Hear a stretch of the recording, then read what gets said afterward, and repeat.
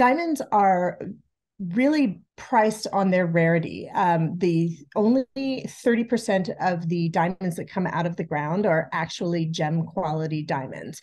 And the average size of a diamond that comes out of the ground is 0.10 carats, which is less than a quarter of a carat.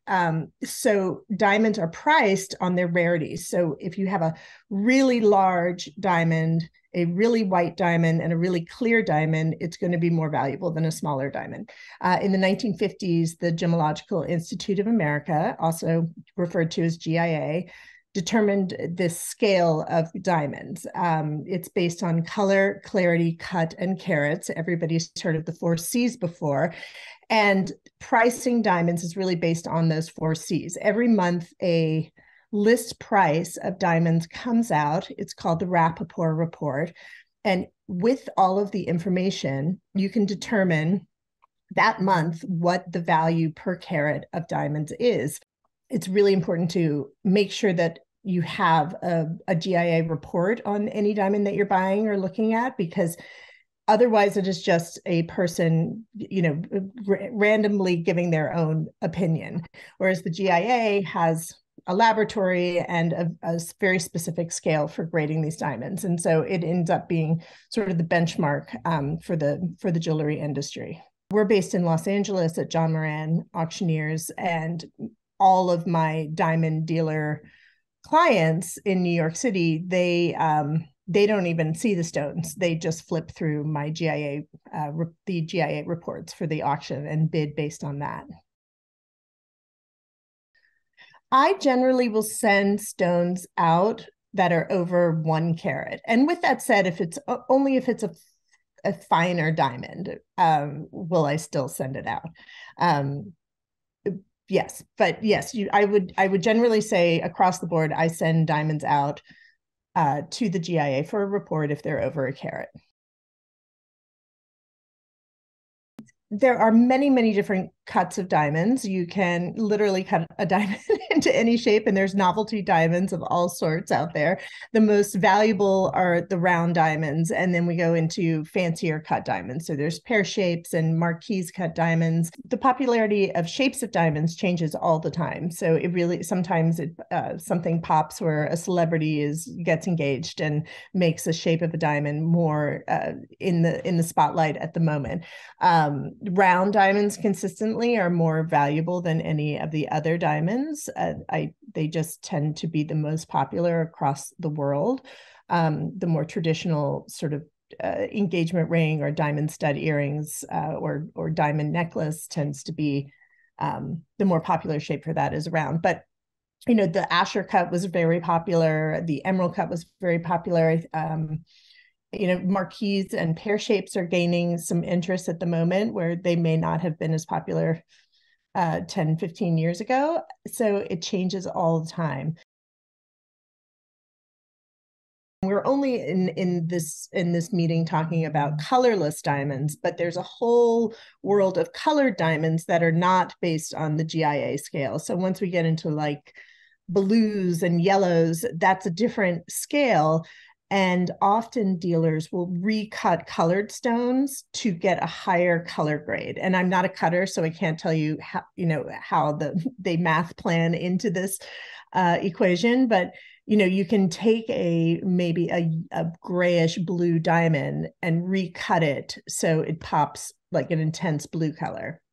If we go back to talking about colorless diamonds, which is that GIA scale from D to Z color, you could take a stone that was cut in the 19th century, and now today's standards where we have better technology, we can make the facets perfect. And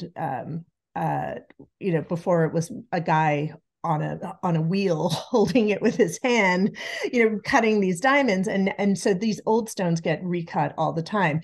In fact, which is interesting because now old stones are quite popular. They're having their popularity moment. And so people are recutting new stones to look like old stones. So it goes back and forth all the time. And I personally love, love, love old stones. I think because they are each one is a little quirky and each one is a little unique. And I find that is, I personally think that is interesting. But yeah, they are getting recut and redone all the time. And the moment you recut it, it's a different diamond, right? So then you have to resend it back to the GIA for a new lab report.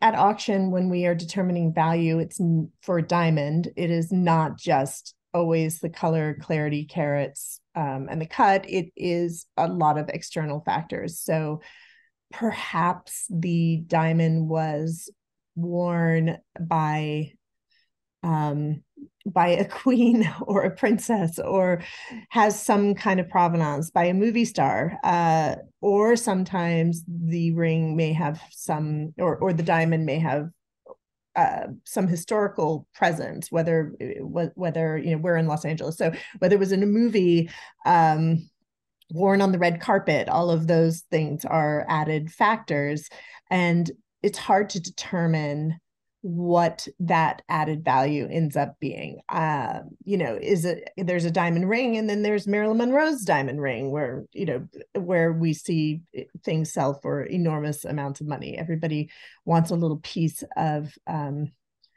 celebrity or history. When I price things for auction, I do not add value at the time of putting the estimate on the item, but our PR department does spend an enormous amount of time pushing the story behind the item so that we can maximize the sale value of that item. The diamond market is very emotional. It changes all the time, and that's why the list price of diamonds is so important. Back in and during 9/11, the market just stopped. I mean, people were so freaked out by the entire world situation that nobody had buying diamonds and jewelry on their minds. So 2008, when the stock market readjusted, everybody freaked out and the market just completely dropped. COVID, during the pandemic, the price of diamonds actually went up because the supply chain got interrupted. You've got the miners and a huge cutting industry, which really got closed down for a while. And then you have an enormous amount of movement of people buying jewelry during the pandemic. And so it was hard to keep, it was a supply and demand situation. So it fluctuates drastically depending on what is going on in the markets, what is going on in world news.